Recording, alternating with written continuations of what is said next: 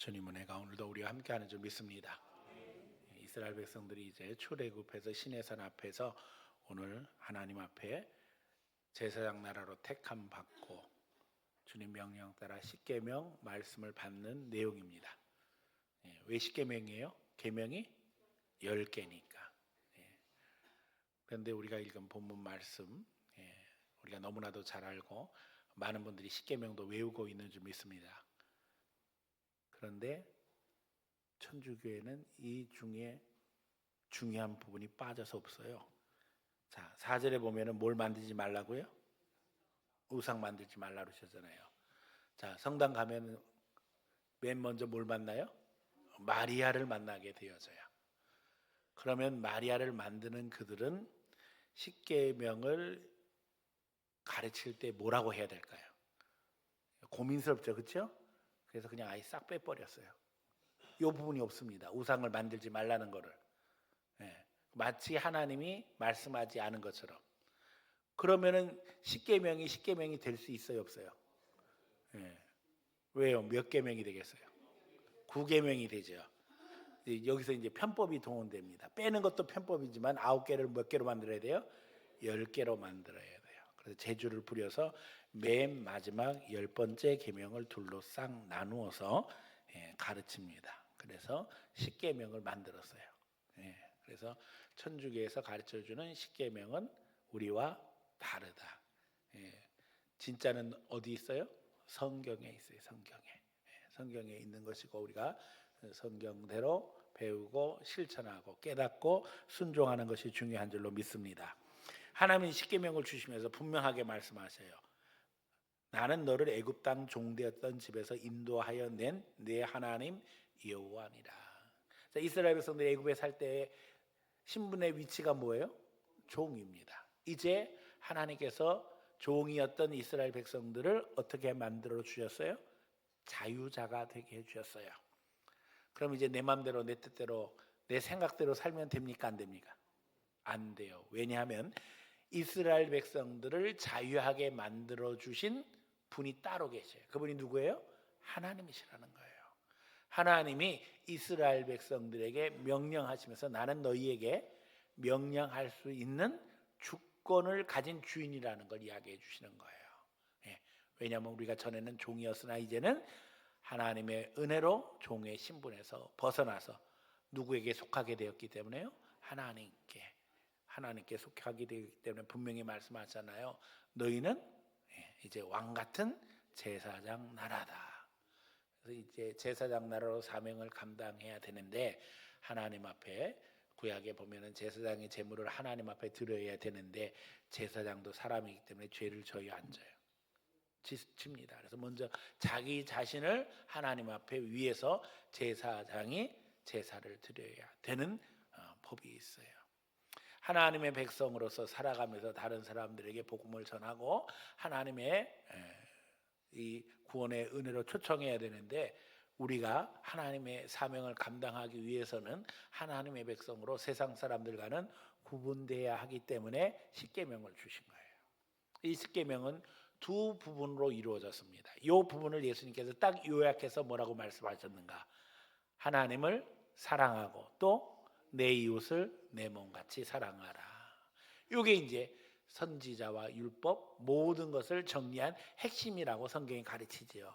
바로 여기 나오는 여기 율법, 하나님을 사랑하고 이게 십계명의 내용이에요.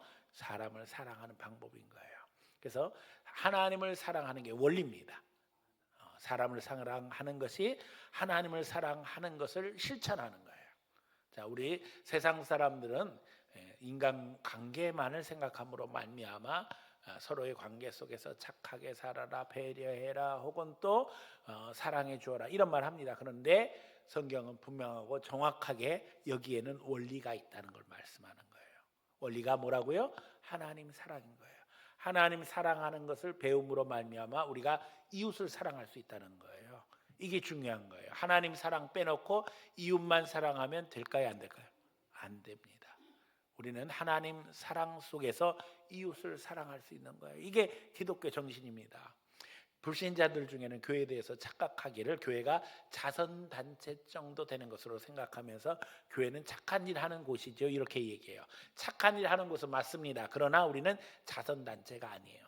우리의 모임의 가장 핵심적인 부분은 누구를 사랑하는 데 있어요? 하나님 사랑하는 데 있어요. 하나님을 사랑하면 놀라운 일이 벌어지는 것은 하나님이 우리에게 은혜를 주십니다. 사실은 그 능력 가지고 우리가 사랑하는 거예요. 그래서 원리와 실천의 관계를 잘 알아야지만 되고, 예수 믿는 사람들이 교회 와서 열심히 하나님 앞에 예배하고 또 헌신하고 봉사하는 이유는 뭘 받아야 된다고요? 은혜를 받아야 된단 말이에요. 은혜 받아야지만 세상에 나가서 하나님의 뜻을 실천할 수 있고 사랑할 수 있기 때문입니다. 자, 이제 하나님을 섬기는 방법이 너무나도 중요한 것은, 우리 사람도 마찬가지지만은 누군가 나한테 잘할 때에 나는 아니라고 생각하는데 저 사람은 생각하기에 나한테 잘한다고 계속 뭔가 행동을 하기 시작할 때에, 내가 원하지 않는 행동을 하면 내 마음이 편하겠어요? 불편하겠어요? 불편합니다. 하나님과의 관계도 똑같다는 거예요. 그래서 하나님이 아예 정해주신 거예요. 너희는 이 방식으로 나를 섬겨라. 다시 말하면 내 마음대로 내 방식대로 하나님을 섬기는 건 신앙이 아닙니다. 하나님이 원하시는 방법대로 섬기는 게 신앙인 거예요. 그래서 하나님이 하나님을 섬기는 방법을 가르쳐 주신 거예요. 그래서 기독교 신앙은 인간 중심이 아니라 누구 중심인 거예요? 하나님 중심인 거예요. 이게 근본적으로 달라요. 세상 종교, 세상의 많은 종교들은 자기 중심으로 자기들이 신도 만들고, 우상이죠. 자기 방법대로 예배하고 또 자기 방법대로 종교 생활합니다. 그런데 기독교는 근본적으로 달라요. 하나님이 세상을 창조하시고 사람을 만드셔서 하나님을 섬기는 방법을 가르쳐 주신 거예요. 그러니까 우리는 어떻게 해야 돼요? 가르쳐 주신 방법대로 섬겨야 된다고요. 가르쳐 주신 방법대로 섬기지 아니하면 하나님이 기뻐하셔요, 안 기뻐하셔요? 안 기뻐하셔요. 성경에는 하나님을 어떻게 섬겨야 하는지를 분명히 가르쳐 주시는데 성경을 안 읽으면 그것을 알 수 있어요, 없어요? 없어요. 그러니까 말씀 없이 신앙생활하는 거의 대부분은 우상 숭배입니다. 자기가 만든 하나님 섬기는 거예요. 그냥 막연하게 하나님은 이걸 기뻐하실 거다 생각하면서 추측에 근거해서, 누구 추측? 자기 추측에 근거해서 하나님을 섬기는 거는 뭐라고요? 우상 숭배인 거예요. 자기가 하나님 만들고 있는 거예요. 그래서 우리가 철저히 하나님 중심으로, 성경 중심으로 가르쳐 주신 대로 신앙생활을 해야 한다는 것입니다. 하나님이 이제 말씀하셔요. 3절 첫 번째 계명이죠. 너는 나 외에 다른 신들을 내게 두지 말라. 이건 우상뿐만이 아닙니다. 사람들이 눈에 보이는 우상을 만드는 것뿐만 아니라 이제 다른 신들을 자기 마음에 두고 섬길 수 있다는 거예요. 하나님 그렇게 하지 말라고 가르치시는 거예요. 자, 오늘 우리에게 무엇이 신이 되고 있는가 생각해 보면 온갖 것들이 우리 마음을 지배하면서 주인 노릇을 하지요. 세상에 많은 사람들이 돈을 신으로 섬깁니다. 실제로 돈이면 거의 다 세상 모든 것들이 됩니다. 그렇죠? 그래서 돈을 주인으로 섬기면서 주인이 우리를 종 노릇하게 만드는 거죠. 그래서 돈의 종으로 살아갑니다. 결국 하나님이 기뻐하시지 않는다는 거예요. 돈뿐만 아니라 온갖 다른 것들을 신으로 섬기면서 지금도 살아가는 사람들이 있습니다. 세상의 모든 종교에는 예외 없이 신이 있습니다. 절대적인 권위와 권세를 가지고 사람들을 지배하지요. 심지어는 무신론자들에게도 무신론이라는 사상 자체가 절대적인 자리에서 권력을 행사합니다. 오늘 우리 예수 믿는 사람들 이런 것들을 다 경계해야 합니다. 왜냐하면 우리는 누구의 백성이기 때문에 하나님의 백성, 하나님을 섬기는 자들이기 때문입니다. 그래서 나 외에 다른 것을 신으로 두지 말라 분명하게 말씀하시는 것을 보게 되어져요. 자, 그 다음 하나님께서 우상 만들지 말라고 하시는 내용입니다. 보니까는 우상을 만들지도 말며 또 위에 하늘에 있는 것이나 아래로 땅에 있는 것이나 땅 아래 물속에 있는 것에 어떤 형상도 만들지 말며 그것들에게 절하지도 말며 그것을 섬기지도 말라. 나 네 하나님 여호와는 질투하시는 하나님이신즉 나를 미워하는 자의 죄를 갚되 아버지로부터 아들까지 3, 4대까지 이르게 하거니와 나를 사랑하고 내 계명을 지키는 자에게는 1000대까지 은혜를 베푸느니라. 그래서 두 번째 계명 우상 만들지 말라고 하시면서 단지 만들지 않는 것뿐만 아니라 우상을 섬겨서는 안 된다는 것을 말씀하시는 것을 보게 되어져요. 그러면서 거기에는 하나님의 징계가 따른다. 예. 하나님을 참으로 제대로 섬기지 아니하면 어떻게 된다고요? 그 죄가 3대까지, 3, 4대까지 이르게 되리라. 그러나 반대로 하나님 사랑하고 내 계명 지키면 어떻게 복 주신다고요? 1000대까지 복 주신다. 그러면서 질투하시는 하나님이시다 말하는 걸 보게 되어져요. 우리가 하나님 백성입니다. 하나님의 것입니다. 그렇기 때문에 우리가 하나님을 무시하고 하나님을 바로 섬기지 않으면 하나님께서 반드시 우리에게 그것에 대해서 지적하신다는 거예요. 경계하신다는 거예요. 벌 주신다는 거예요. 잘 기억함으로 말미암아 우리가 하나님이 원하시는 방법대로 섬길 수 있고, 무엇보다도 여기 우상 만들지 말라고 하셨기 때문에 우상 만들지 않을 수 있는 성도들 되기를 축원합니다. 자, 그 다음 계명이죠. 여호와의 이름을 망령되이 부르지 말라. 여호와는 그의 이름을 망령되이 부르는 자를 죄 없다 하지 아니하리라. 세 번째 계명이에요. 망령되이 부르지 말라. 이 망령되이 부르지 말라는 이야기는요, 하나님의 이름을 함부로 불어서는 안 된다는 거예요. 우리가 무슨 일을 할 때 하나님께 핑계를 댄다든지, 또 이제 하나님 앞에 모든 책임을 전가한다든지 이런 일을 해서는 안 된다는 거예요. 또 하나님의 이름을 함부로 들먹이면서 자기 주장을 주장해서도 안 된다는 거예요. 예를 들면 이슬람은 사고를 내고 이것으로 인해서 시비가 붙게 되어질 때 사고 낸 사람이 이렇게 이야기합니다. 인샬라. 이게 무슨 뜻인지 아세요? 하나님의 뜻이었다. 심지어는 의사가 수술하다가 사고가 났어요. 사람 죽었어요. 그럼 뭐라고 그런다고요? 인샬라 이러면 돼요. 왜요?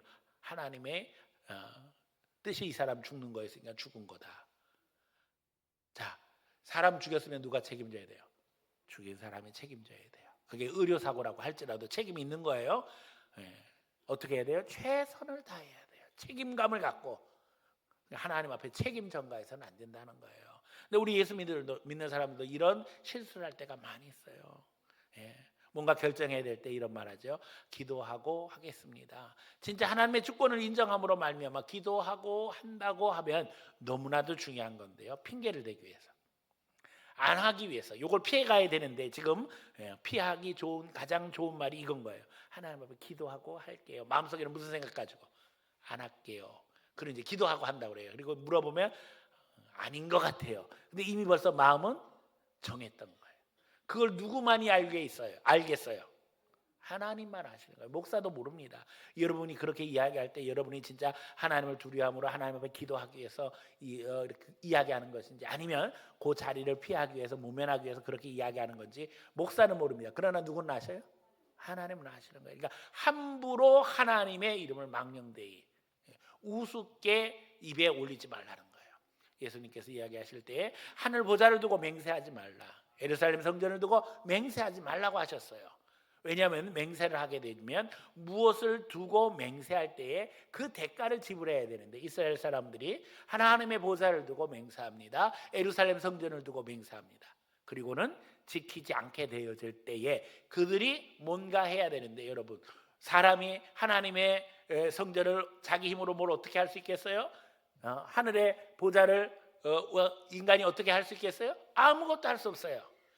다시 말하면 하나님 앞에 핑계대고 자기는 아무것도 하나 할 생각을 애초부터 가지고 있고 그렇게 맹세한다는 거예요. 그러면 하나님이 기뻐하신다는 거예요? 아니에요. 그렇게 하면 안 된다는 거예요. 그래서 하나님의 이름을 망령되이 불러서는 안 된다. 우리가 예수 이름 부르며 기도합니다. 그 기도가 하늘에 상달되는 걸 우리가 믿잖아요. 그렇기 때문에 우리가 예수 이름으로 하는 모든 것들이 귀한 줄 알아야 되고요. 기도할 때에 하나님 앞에 들으시는 줄 믿어야 할 것이고, 심지어는 기도뿐만 아니라 말 하나, 생각 하나, 행동 하나가 다 하나님 앞에 기억된 바를 기억하면서 늘 항상 제가 이야기하는 것처럼 축복의 말 하자는 거예요. 좋은 말 하자는 거예요. 사랑의 말, 격려의 말, 위로의 말 하자는 거예요. 그런 말만 해도 우리 입이 부족합니다. 저주하고 미워하고 비난하고 평가하는 말 하지 말자는 거예요. 그건 하나님의 몫이에요. 마지막 최후의 심판주는 누구예요? 하나님이세요. 근데 우리가 우리 마음대로 정죄하고 비난하고 이게 다 사실은 오늘 하나님의 이름을 망령되게 만드는 이유가 된다는 겁니다. 그러므로 하나님 앞에 이 말씀을 잘 묵상하는 가운데 하나님을 섬기는 하나님의 백성으로 도리를 잘 지킬 수 있기를 축원합니다. 8절 네 번째 계명이에요. 안식일을 기억하여 거룩하게 지키라. 하나님이 천지를 6일 동안 만드시고 제7일에 안식하셨습니다. 이제 우리는 참된 안식의 성취를 통해 부활의 기쁨 가운데 부활을 기념하는 주일을 지키고 있습니다. 너무나도 놀라운 것은 세상의 모든 달력, 지구상의 모든 달력은 일주일을 단위로 사용하게 되어 있어요. 이건 뭐 공산주의, 예수님 안 믿는 사람들도 다 똑같은 달력을 사용합니다. 북한도 중국도 다 이 달력을 사용합니다. 그래서 그 달력에는 주일날 색깔이 다릅니다. 무슨 색깔로 되어 있던가요? 빨간 색깔로 되어 있어요. 저는 왜 주일날 빨간 색깔로 되어 있을까 이런 생각을 해봤는데요. 결국 주일날 빨간 색깔로 되어 있는 것은 이날에 누구를 생각하라는 거예요? 예수님의 피를 생각하라는 거겠죠. 근데 저는 그걸 생각하는 순간 그 생각이 딱 머리에 들어오더라고요. 주일 제대로 안 지키면 피를 보겠구나. 그러니까 축복과 저주가 한꺼번에 있는 거예요. 그게 우리 달력을 맨날 보잖아요. 그게 메시지인 거예요. 전 세계 모든 사람이 이 달력을 사용한다니까요. 그리고 증거가 있어요. 여러분은 주일날은 뭐 하는 날이에요? 예배하는 날이에요. 예배하는 날인데 이 예배를 통해서 하나님이 우리에게 약속하신 게 있어요. 그게 뭐예요? 하나님의 은혜인 거예요. 복 주시는 날이에요. 하나님의 복이 은혜입니다. 복 주시는 날에 뭘 받아야 돼요? 복을 받아야 된다고요. 그래서 참된 안식은 그냥 집에서 육신적으로 쉬는 것이 아니라 중요한 것은 하나님 앞에 예배함으로 말미암아 하나님이 주시는 복, 은혜를 누림으로 우리가 영적 존재로 온전히 세워진다는 거예요. 인간은 짐승과 다릅니다. 그냥 무조건 쉰다고 해서 우리가 재충전되는 게 아니에요. 예수 안 믿는 사람들이 말하는 것 중에 월요병이라는 게 있습니다. 주일날 쉬었습니다. 근데 월요일날 출근하려고 그러니까는 더 피곤하다는 거예요. 왜 더 피곤할까요? 쉬었는데 재충전했는데 그렇잖아요. 근데 왜 더 피곤해요? 하나님의 은혜를 못 받아서 그런 거예요. 사람은 그렇게 만들어진 거예요. 일주일에 한 번씩 하나님 앞에 예배함으로 말미암아 영혼이 충전되어지고 그 영혼이 안식의 기쁨 속에서 다시금 회복되어지는 그런 법칙 속에서 만든 거예요. 일주일 동안 하나님 앞에 살아가면서 이 6일 동안 일하고 7일에 안식함으로 하나님의 복을 누리는 그런 사이클로 하나님이 세상을 창조하셨기 때문에 이게 창조의 법칙입니다. 원칙입니다. 그래서 하나님 이야기하시는 거예요. 안식일을 잘 지켜라. 그래야지만 하나님 앞에 복을 받는다는 거예요. 자, 그 다음 이제 나머지 6개의 계명이 있습니다. 이 6개의 계명은 우리가 아는 것처럼 다 이제 적용입니다. 누구에게 적용하는 거예요? 사람에게 적용하는 겁니다. 그 사람 중에 우리가 제일 먼저 만나는 사람이 누구예요? 당연히 부모지요. 그래서 맨 처음 나오는 이야기가 뭐예요? 내 부모를 공경하라. 그리하면 내 하나님 여호와가 내게 준 땅에서 내 생명이 길리라. 그래서 하나님 섬기는 것을 실천하는 것을 누구에게 하는 거예요? 부모에게 하는 거예요. 사실 우리가 하나님을 알기 전에 부모님을 알게 되어지고요. 부모님을 통해서 하나님의 은혜를 누리게 됩니다. 우리가 세상에 태어날 때의 생명도 부모님께로부터 왔어요. 그렇죠? 그리고 그것뿐만 아니라 먹고 있고 생활하는 모든 것들이 부모를 통해서 공급받게 되어져 있는 것이 하나님이 세상을 만드신 원리인 거예요. 그래서 부모를 섬기고 순종하는 것을 통해서 하나님을 섬기고 순종하는 것을 배워나가게 되는 것입니다. 그래서 우리가 주 안에서 부모에게 순종하는 것, 공경하는 것은 너무나도 중요한 것이고 여기에는 약속이 담겨져 있어서 부모에게 공경하면 뭐라고 약속이 되어져 있어요? 내게 준 땅에서 내 생명이 길리라. 하나님께서 약속하시는 거예요. 육신의 축복으로 생명이 길리라. 그리고 영적인 축복으로 내 땅에서. 하나님이 주시는 기업을 누리게 하실 것이고 그 가운데서 하나님이 생명을 보장하실 것이다 약속하시는 것을 보게 되어집니다. 그 다음은 살인하지 말라, 간음하지 말라, 도둑질하지 말라.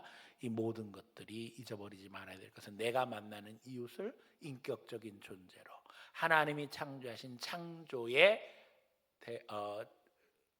대상으로 생각하게 되어질 때 우리가 우습게 생각할 수 없다는 거죠. 더더욱 주님께서 각각에게 주신 은사, 재능, 물질이 다 각 사람에게 절대적인 위치에 있기 때문에 그런 것들을 함부로 도적질하거나 빼앗아서는 안 된다는 거예요. 거짓 증거도 하지 말라 하시고 남의 것을 탐내지 말라, 남의 소유 또 남종이나 여종 이런 것들을 귀히 여겨야 될 것을 말씀하고 계시는 것을 보게 되었습니다. 하나님은 우리가 하나님을 섬기는 하나님의 백성으로 인간관계 속에서 하나님을 기억함으로 말미암아 하나님의 영광을 드러내기를 원하고 계셔요.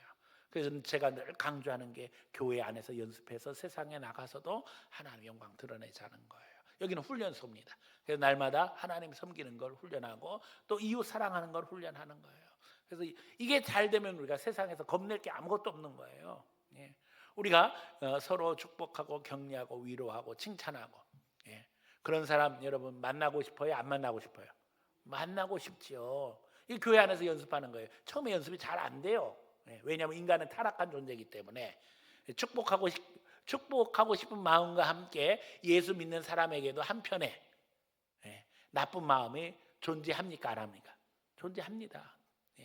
옛사람이 있어서 옛사람의 습성이 나와서 나보다 잘난 사람 보면 칭찬해 주고 싶은 마음보다는 한편으로는 그 사람의 약점을 잡아서 콧대를 하고 싶은 마음이 들어온단 말이에요. 그런데 그러면 돼야 안 돼요? 안 돼요. 이거 훈련하는 거예요. 날마다 좋은 생각, 좋은 말, 좋은 태도를 계속 교회 안에서 연습하는 거예요. 하나님이 원하시는 모습으로 우리가 다듬어져 가는 겁니다. 이게 훈련되지만 세상에 나가서 여러분들이 다른 사람을 만날 때 칭찬해주고 격려해주고 위로해주고 축복해주고 이게 자연스럽게 되는 거예요. 여러분 세상 사람들이 그런 여러분들을 볼 때 만나는 것이 반갑겠어요? 아니면 안 반갑겠어요? 당연히 반갑지요. 그런데 반대로 잘못된 거 지적하고 못됐다고 평가하고 비난하고 고치라고 이야기하고 그런 사람이 된다면 다른 사람들이 여러분 만나는 게 기쁘고 즐겁겠어요? 아니면 도망가고 싶겠어요? 도망가고 싶은 거예요. 그러니까 교회 안에서 훈련돼야 된다니까요. 교회에서는 조금 실수해도 인정을 해줘요. 왜냐하면 여기는 훈련장이니까 미숙한 모습들이 있을 수 있어요. 그렇죠? 그러나 세상에서는 실수하면 안 됩니다. 왜요? 우리는 하나님의 자녀니까. 오늘 주님 앞에 우리가 하나님의 백성으로 서 있음을 기억하며 주님을 높이는 아름다운 역사를 이루어 될 줄로 믿습니다. 출애굽해서 애굽에서 나온 것도 너무나도 중요하지만 이제 가나안 땅을 정복해야 되는 거예요. 과거의 습성 버리고 이제 우리가 하나님의 자녀가 됐음에도 불구하고 더 중요한 것은 하나님의 자녀가 된 것으로 끝나면 안 되는 거예요. 이제는 하나님의 자녀로서의 권세를 나타내고 증거하고 이 축복을 나누어줘야 된다는 거예요. 그래서 신의 산 앞에서 이제 하나님 앞에 훈련받고 메시지를 들으면서 자신을 다듬는 겁니다. 하나님께서 뭇백성에게 보여주셔요. 우레와 번개와 나팔 소리와 산의 연기를 보여주셔요. 그때 이스라엘 백성들은 떨며 멀리 서서 모세에게 말합니다. 당신이 우리에게 말씀하소서 우리가 들으리이다. 하나님이 우리에게 말씀하시지 말게 하소서 우리가 죽을까 하나이다. 이스라엘 백성들이 두려웠어요. 그래서 모세가 중보자가 되기를 간절히 소원하는 것을 보게 되었습니다. 오늘도 마찬가지입니다. 하나님이 우리에게 직접 말씀하신다면 우리는 진짜 두렵고 떨리기 그지없을 거예요. 그러나 너무나도 감사한 것은 말씀 통해서 예수님을 통해서 우리에게 지금도 가르쳐주고 계시다는 거죠. 자, 그런 가운데 여기 보니까는 이제 하나님 앞에 나아갈 때에 이제 어떤 자세로 나가야 되는가 하는 것을 다시 말씀하시는 것을 보게 되어져요. 자, 23절에 보니까는 은이나 금이나 나를 비겨서 신상 만들지 말아라. 앞에서 하시던 말씀이 반복되고 있죠. 그러면서 24절에 보니까는 토단을 쌓고 그 위에 내 양과 소로 내 번제와 화목제를 드리라. 내가 내 이름을 기념하게 하는 모든 곳에서 내게 임하여 복을 주리라. 하나님 앞에 예배할 때에 복 주신다는 이야기예요. 그런데 보니까는 여기 내가 내게 돌로 제단을 쌓거든 다듬은 돌로 쌓지 말라. 내가 정으로 그것을 쪼면 부정하게 함이니라. 돌로 제단을 쌓는데 돌을 잘 다듬으라고 말씀하시 아니면 있는 모습 그대로 올려놓으시라고 그러셔요. 있는 모습 그대로요. 그렇죠? 우리는 잘 다듬어야 될 것 같은데 하나님은 다듬지 말고 있는 모습 그대로 가져와라. 이 말씀이 우리에게 위로가 되는 거예요. 우리 주님이 우리를 향해서 주시는 말씀이에요. 있는 모습 그대로. 돌로 다듬으려고 애쓰지 말고 그냥 갖다 있는 모습 그대로 올려놔라. 하나님은 누구보다도 우리 자신을 잘 아십니다. 우리 부족하고 연약한 거 주님이 아십니다.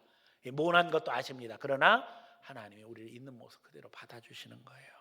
그럼에도 불구하고 그 다음 26절 너는 층계로 내 제단에 오르지 말라. 내 하체가 그 위에 드러날까 함이니라. 무슨 말씀이에요? 우리에게 다 연약하고 부족한 부분이 있다는 거예요.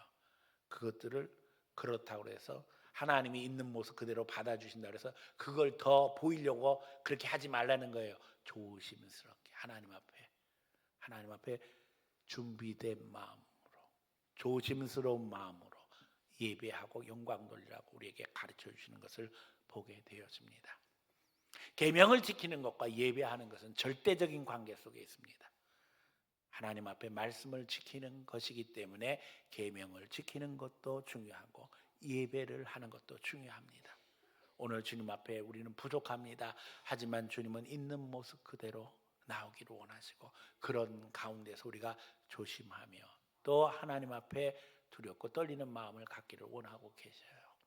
말씀을 잘 마음에 담으며 하나님 진정 우리가 하나님 백성으로 살아갈 수 있도록 인도해 주세요. 담대한 믿음도 주시고 용기도 주시고 새 힘도 주세요. 기도하는 가운데 인도하심 받으며 그 가운데 하나님의 역사 이루는 주의 자녀들 다 되기를 예수님 이름으로 축원합니다.